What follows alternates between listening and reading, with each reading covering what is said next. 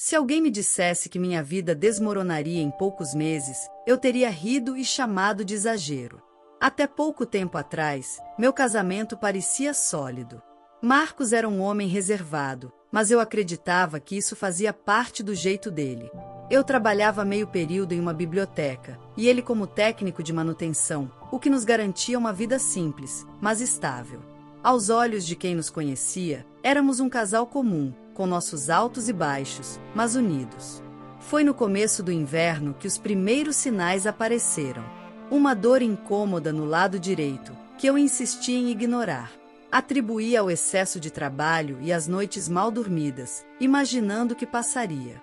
Mas os dias foram se arrastando, e a dor cresceu como uma sombra silenciosa. Lembro de uma madrugada específica. Estava enrolada no cobertor, tentando abafar os gemidos para não acordar Marcos, mas mesmo assim ele resmungou, irritado, virando de costas. Aquilo doeu mais do que a própria dor física. As idas ao médico se tornaram inevitáveis quando comecei a sentir febre e fraqueza. A sala de espera cheirava desinfetante, e o relógio parecia andar mais devagar. Quando a médica entrou com o exame na mão, o olhar dela já dizia tudo. Meu rim direito estava gravemente comprometido, e a única solução era remoção urgente. Fiquei paralisada. O mundo pareceu se estreitar em torno de mim. Olhei para Marcos, buscando apoio, mas ele apenas suspirou e perguntou se eu voltaria ao trabalho depois disso. O dia da cirurgia foi um turbilhão. O corredor do hospital era gelado, e o barulho constante de passos e carrinhos metálicos ecoava na minha cabeça. Eu esperava que Marcos segurasse minha mão, dissesse que tudo ficaria bem, mas ele só apareceu minutos antes, mexendo no celular, e me deu um beijo rápido na testa antes de voltar a falar com alguém pelo viva voz. Acordei da anestesia com a garganta seca e o corpo pesado. A enfermeira me disse que a operação foi um sucesso, mas que eu precisava de repouso absoluto. Minha esperança era que Marcos ficasse por perto, me ajudasse a sentar, me trouxesse água. Ao invés disso, ele parecia impaciente, respondendo minhas tentativas de conversa com monossílabos. Quando a equipe médica explicou os cuidados que eu teria que ter, percebi que ele desviava o olhar, como se já estivesse em outro lugar. As primeiras semanas de recuperação foram um desafio. Cada movimento parecia exigir um esforço enorme, e subir até o quarto era uma batalha. Eu precisava de ajuda para tarefas simples, como trocar de roupa ou preparar uma refeição. Mas, em vez de apoio, recebi críticas. Não posso ficar fazendo tudo sozinho, Helena. Ele reclamou, largando a louça na pia com força. Pensei que fosse apenas o estresse do momento, mas o verdadeiro golpe veio numa tarde fria, pouco mais de 3 semanas após a cirurgia. Eu estava na sala, apoiada em uma manta, quando Marcos entrou com uma expressão dura. Eu não consigo mais viver assim, disse, olhando fixamente para mim. Eu não quero ficar casado com uma inválida. O silêncio que se seguiu foi ensurdecedor. Senti o ar sumir dos meus pulmões, como se alguém tivesse dado um soco no meu peito. Ele não se emocionou, não pediu desculpas. Apenas virou as costas e começou a empilhar minhas roupas em caixas, como quem se livra de algo que não quer mais. Na manhã seguinte, ainda fraca e com dificuldade para andar, fui obrigada a deixar a casa onde vivi por anos. Carregava uma mala pequena, documentos e um nó na garganta.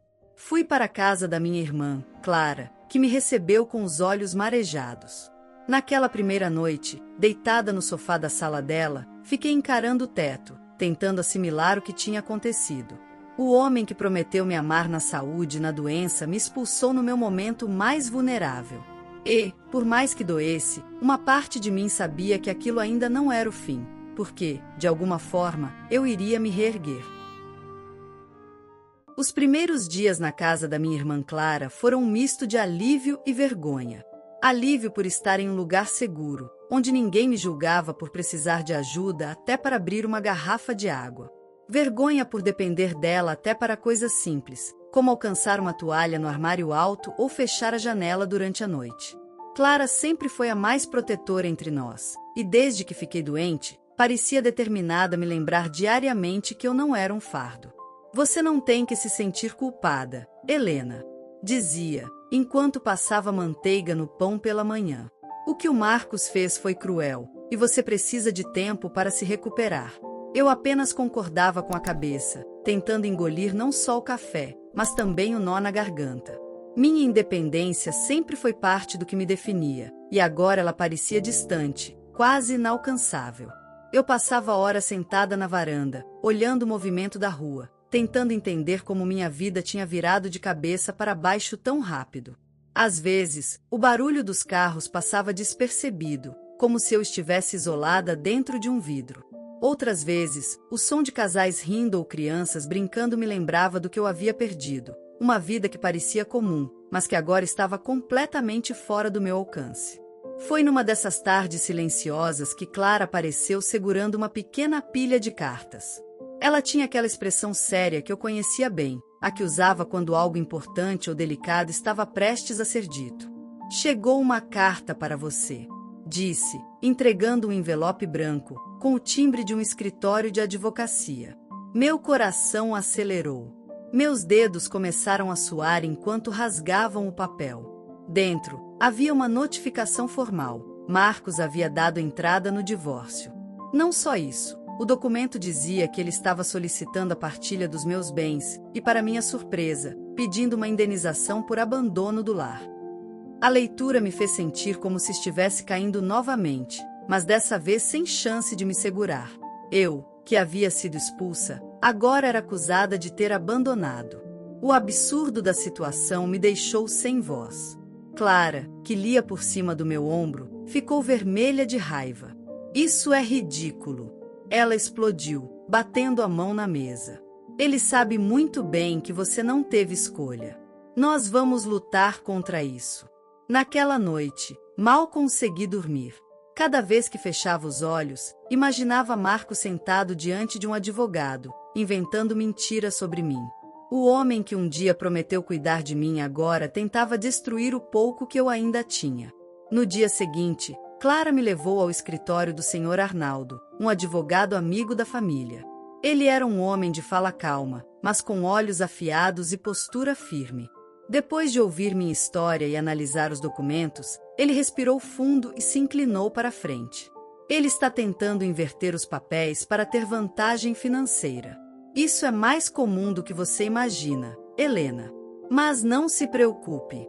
Vamos reunir provas e mostrar ao juiz que a versão dele não corresponde à realidade." Apesar das palavras dele, o medo ainda me corroía. A imagem de Marcos, frio e calculista, enquanto eu tentava me defender, parecia uma cena que nunca sairia da minha mente. Eu sabia que ele não ia facilitar as coisas. Enquanto o processo se movia lentamente, minha recuperação física avançava em passos pequenos, mas firmes. Eu comemorava quando conseguia subir sozinha a escada da casa de Clara, mesmo que precisasse parar para respirar no meio. Quando consegui cozinhar um prato simples sem ajuda, Clara me abraçou como se eu tivesse acabado de ganhar uma medalha. "Está vendo? Você está voltando a ser a Helena de antes", disse, orgulhosa. Por dentro, porém, eu sabia que ainda estava longe de ser a mesma. Não só meu corpo, mas minha confiança havia sido quebrada. E, pior, uma parte de mim ainda queria entender por que Marcos tinha se transformado tanto. Será que ele já planejava se livrar de mim antes mesmo da cirurgia? Ou foi a doença que revelou o pior dele? A resposta começou a tomar forma de maneira inesperada numa manhã chuvosa. Clara havia saído cedo para trabalhar, e eu estava sozinha em casa, enrolada numa manta e ouvindo o som constante da chuva contra a janela. O interfone tocou, e, do outro lado, uma voz feminina hesitante perguntou: "Helena? Podemos conversar? É sobre o Marcos." Meu estômago se revirou. Abri a porta com cautela e encontrei uma mulher jovem, de cabelos castanhos presos num coque apressado, com guarda-chuva encharcado e olhar nervoso. Ela se apresentou como Júlia. Havia algo no tom da voz dela, uma mistura de culpa e urgência, que me fez sentir que a conversa que estava prestes a acontecer mudaria tudo. Os meses que se seguiram foram os mais difíceis da minha vida, mas também os que mais me fizeram crescer. Após ser expulsa de casa pelo meu próprio marido, que disse sem nenhum remorso que não queria inválida ao lado dele, eu me vi sozinha, sem apoio, lutando contra a dor física e a dor do abandono. Com muita dificuldade, encontrei forças para recomeçar. O apoio de alguns poucos amigos verdadeiros foi fundamental, mas principalmente, fui eu quem teve que me reinventar. Passei a frequentar grupos de apoio para pessoas com doenças renais e descobri que minha luta não era única. Outras mulheres também tinham passado por traições e abandonos, e estavam sobrevivendo, lutando por suas vidas e pela dignidade. O tempo foi mostrando que a força que eu precisava sempre esteve dentro de mim. Consegui um emprego que, mesmo modesto, me deu independência financeira e, principalmente, a sensação de que eu podia novamente controlar meu destino. Voltei a cuidar da minha saúde com mais disciplina e esperança, porque percebi que minha vida não poderia ser definida pelo que meu ex-marido achava dela. 6 meses depois daquele dia que parecia ser o fim, recebi uma notícia que me encheu de esperança. Fui aprovada para receber o transplante que tanto precisava. A felicidade daquele momento era indescritível, mas havia também uma força silenciosa dentro de mim, a vontade de mostrar para aquele homem que duvidou de mim que eu sobreviveria e triunfaria. E eu consegui. Após o transplante, com a ajuda da minha família escolhida e do meu médico, comecei a viver de novo. Passei a valorizar as pequenas coisas, a sorrir sem medo e a acreditar que o amor verdadeiro, o respeito e a dignidade não deveriam nunca ser negociados. O que eu não esperava era que, meses depois, aquele homem que me abandonou viesse até mim, arrependido, pedindo perdão. Mas eu já não era a mesma. Eu aprendi a me amar primeiro. E quando ele disse, "Você não vale nada para mim agora", eu respondi com a verdade mais forte que carrego comigo até hoje. Eu posso ter perdido um rim, mas ganhei minha liberdade e minha vida. A história de hoje chegou ao fim. E se você quiser mudar a sua história através de deliciosos brigadeiros gourmets, os tornando sua fonte de renda extra, ou até mesmo principal, adquira agora seu livro digital, que chegará no seu e-mail com mais de 80 receitas de brigadeiros por um preço ridiculamente barato. Você ainda ganha bônus sensacionais como planilha mágica de precificação, receitas bônus de outros doces e muito mais. E se não quiser fazer renda com seus brigadeiros, você pode simplesmente deixar seus amigos e familiares apaixonados por essas gostosuras. Clica no link da descrição ou do primeiro comentário desse vídeo e reserve agora seu livro digital. E não se esqueça de comentar qual lição você tirou dessa história. Também deixe um like no vídeo e se inscreva para não perder os próximos vídeos. Tchauzinho!